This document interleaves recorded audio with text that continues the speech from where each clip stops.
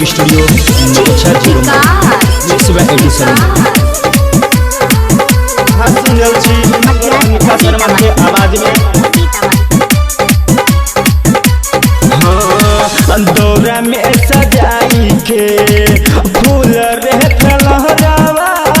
ले ले जाइए छठी घाट सुनो ये सजनवा दौरा में सजाई के फूल रे फलहरावा ले ले जाइए छठी घाट सुनो हो सजनवा निकलत याद देव फिर तैन जरिया अर्घ देल जइया छठी घाट जान निकलत याद देव फिर तैन जरिया अर्घ देल जइया छठी घाट हो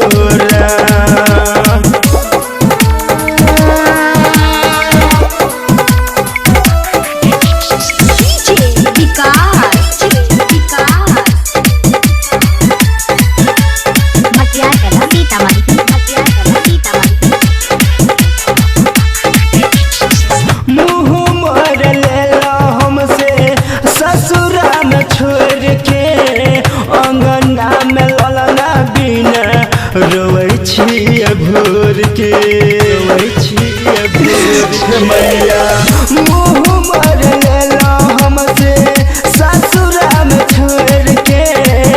अंगना में ललना बिना रोवे छी भोर के कौन कसूरा बाके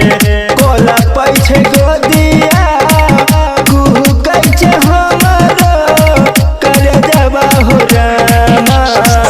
निकलत याद देव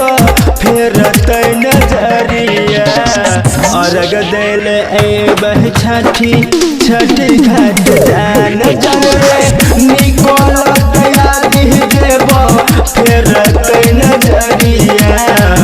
अर्घ देल एबह छठी घाट हो आप सुन रहे हैं नगोछा से शिवानी रिकॉर्डिंग स्टूडियो का शानदार प्रस्तुति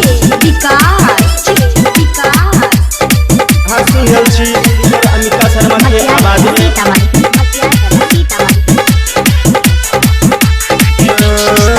छोरा मनोहर के